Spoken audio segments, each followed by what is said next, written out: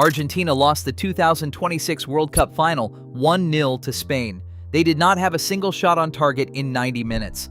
Their most dangerous substitute never left the bench. Their captain's pre-match speech was a plea to forget everything, and their coach said there had been incidents before the match, then refused to say what. What follows is a theory, not a proven fact, not a confirmed account. A theory with more publicly available, sourced, documented fuel behind it than almost any football conspiracy in recent memory. The question being asked across Argentina, across football media, and in corners of the mainstream press: did Argentina go into the World Cup final already knowing the outcome could not go their way? Was the most powerful nation in world football forced to lose the biggest match in the sport? Here is every piece of evidence the theory rests on. You decide. Go back to July 15th, Atlanta. Argentina have just beaten England 2-1 in the World Cup semi-final. The final whistle blows, and within minutes, Giovanni Lo Celso takes a banner from fans in the crowd and holds it aloft with teammates including Lisandro Martinez, Cristian Romero, and Nicolas Otamendi. The banner, made from a hotel bedsheet thrown from the stands, reads, "Las Malvinas son Argentinas." The Falklands are Argentine. This is not a neutral football celebration. The Falklands War of 1982 lasted 74 days and killed 255 British soldiers, 649 Argentines, and 3 island residents. Maradona said of 1986 that subconsciously every Argentine player knew what they were playing for. In 2026, Argentina's players made it explicit on a World Cup semi-final pitch in full view of global cameras 4 days before the final. The political fallout was unlike anything a football banner has ever produced. The British government urged FIFA to investigate. Prime Minister Keir Starmer's spokesperson delivered a line that became a headline on its own. The World Cup might not be ours, but the Falkland Islands definitely are. UK Business Secretary Peter Kyle called it an egregious violation of FIFA's rules against political activity at sporting events. The government of the Falkland Islands expressed disappointment and expected sanctions, and the White House publicly backed the investigation, meaning simultaneous diplomatic pressure from the United Kingdom, the United States government, and the Falkland Islands administration landed on FIFA at exactly the same moment, on the soil of the co-host nation. FIFA had been here before. In 2014, the AFA was fined 30,000 Swiss francs, approximately $37,000, for displaying an identical banner before a friendly against Slovenia. This was a documented repeat offense on a dramatically larger stage during a live tournament, with heads of government demanding action publicly. FIFA opened a formal investigation. 3 separate rules had been broken simultaneously: IFAB law, 4 on players' equipment, the FIFA disciplinary code on political messaging at sporting events, and the 2026 Stadium Code of Conduct.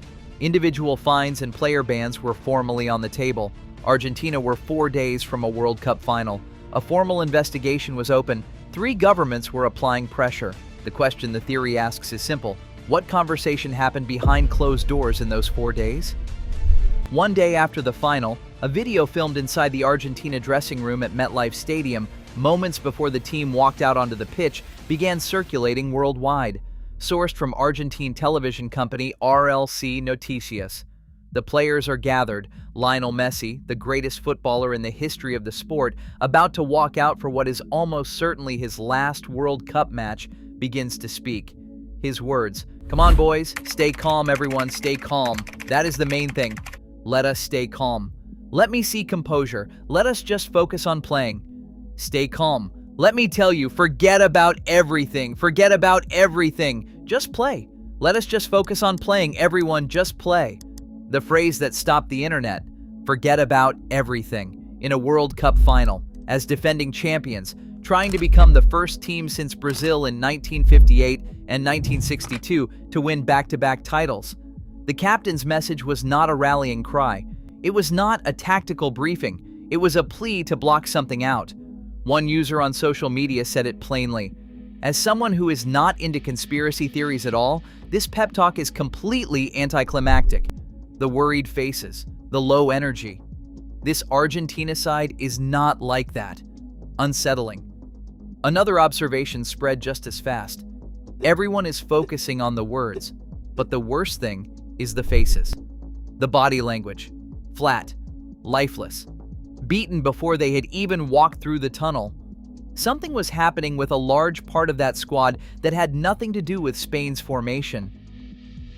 At halftime, with the score still 0-0 and Spain already dominant in every statistical category, Emiliano Martinez delivered a tunnel speech urging the team to play forward and find Messi.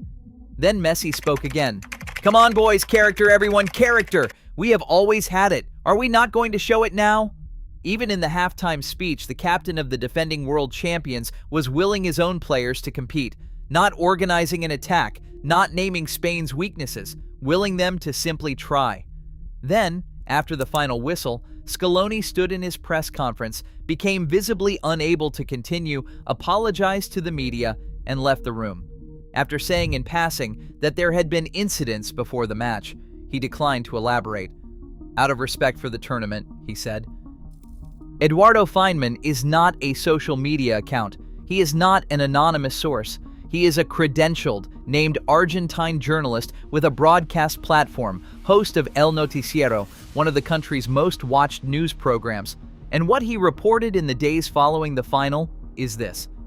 Before the 2026 World Cup final at MetLife Stadium, a rumor spread through the Argentine delegation that FBI agents were at the stadium with the intention of arresting AFA President Claudio Tapia. Under Feynman's version of events, the rumor reached the players before kickoff. He claims Tapia is facing active legal investigations in both Argentina and the United States. He added, on camera with his name attached, that he thought some things were going to start coming out. No official source confirmed it, no FBI statement, no AFA denial that addressed it directly, no FIFA comment. But it was reported by a named journalist and circulated widely enough that mainstream outlets including Euronews and Goal.com had to address it in their own coverage. Now, go back to Messi's pre-match speech with that context in place. Forget about everything. If a rumor was moving through the tunnel at MetLife Stadium in the minutes before kickoff that the president of their own football federation was about to be arrested by federal agents on American soil, in the stadium they were walking out into, then forget about everything is not a motivational phrase. It is a direct instruction to a group of men trying to process something that has nothing to do with football. Then go back to Scaloni's post-match words. Incidents before the match. He used those specific words, then stopped. Out of respect for the tournament, he said, not out of respect for Argentina. Not because there was nothing to say. Out of respect for the tournament. That phrasing reads less like denial and more like a man navigating a boundary he has been told exists. After returning to Argentina, a journalist pressed him directly. His response, "I do not know. I am not aware of anything. Nobody has told us anything. We will find out if there is anything to know. I do not know."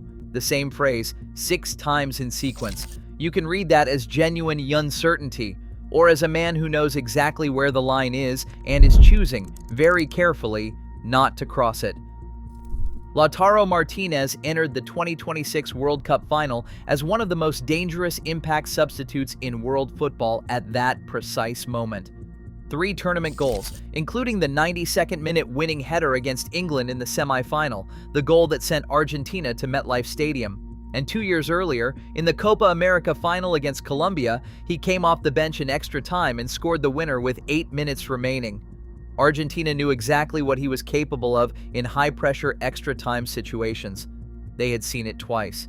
He did not play a single minute of the final. He sat through 90 minutes, through 30 minutes of extra time, through a period when Argentina were being dominated in every measurable category. The substitution sequence tells a story worth reading carefully. 3 of Argentina's 6 changes were forced by circumstance.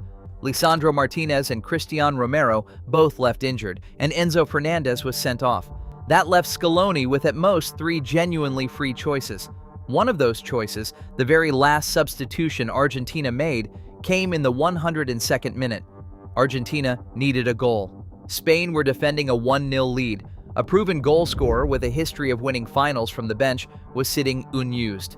Scaloni brought on defender Marco Senesi for striker Julian Alvarez. Argentina's final remaining change was spent. Lautaro Martinez stayed where he was. Spain scored in the 106th minute. Ferran Torres, 4 minutes after Argentina's last substitution, had removed a striker and brought on a center back while a goal scorer watched from the bench. The Argentine media was immediate. How does the man who scored the winning goal in the semi-final not get a single minute in the final? Lautaro broke his silence on Instagram, writing that he would have loved to try to help the team on the pitch, not defending the decision, just absorbing it. For context, this was the same player who scored the Copa America winner from the bench in extra time. Argentina knew what he was. They chose not to use him. Taken alone, it is a debatable tactical call. Coaches confuse people.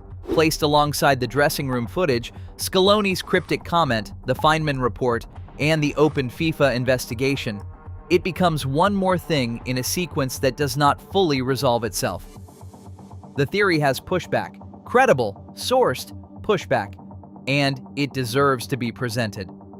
Carlos McAllister, father of Liverpool midfielder Alexis McAllister, said he was worried enough by the footage to text his son directly.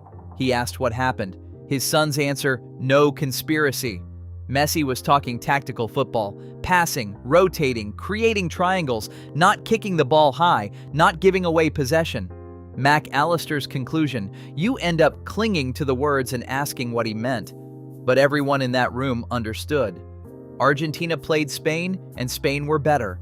The father of a player who was in that dressing room relayed through the player himself.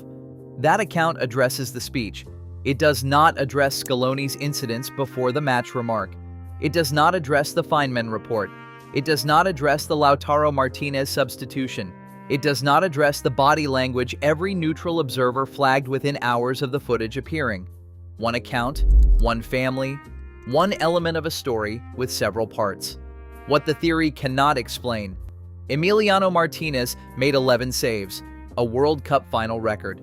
His performance was not the performance of a goalkeeper executing a predetermined result. The brawl after the final whistle was not the reaction of a team that had agreed to lose. Paredes grabbing Garcia by the throat, Ayala striking Olmo, Scaloni breaking down in his press conference and leaving the room. These are not the responses of men who knew how the night would end. But none of that removes what is documented. The banner. 3 governments publicly applying pressure, the open investigation, the dressing room footage and the words chosen by the captain, the post-match remark and the careful language used to contain it. The named journalists' published report. The Lautaro Martinez decision. The final substitution, bringing on a defender while a proven goal scorer sat unused. Spain scoring 4 minutes later. What the theory requires is that every one of those things is an unconnected coincidence. What the theory suggests is that they connect in the 4 days between Atlanta and New Jersey, in the tunnel before kickoff, in the space between what Scaloni said and what he chose not to say. You have every documented fact. The connection between them is the one thing nobody has confirmed. So step back and look at the full picture. A Malvinas banner triggering simultaneous diplomatic pressure from 3 governments at once. An open FIFA investigation with player bans on the table 4 days before the final. A pre-match speech built around the words, "Forget about everything," from a man whose body language every neutral observer immediately flagged. A cryptic post-match remark about incidents a coach declined to explain out loud. A named journalist's report about federal agents and a federation president. A proven impact substitute who never left the bench. A final substitution bringing on a defender while that substitute sat unused, 4 minutes before Spain scored. None of it is proof. All of it is documented. The space between those 2 sentences is where this story lives. Was Argentina forced to lose the World Cup? Or did Spain simply win it? Drop your verdict below, subscribe, and stay close.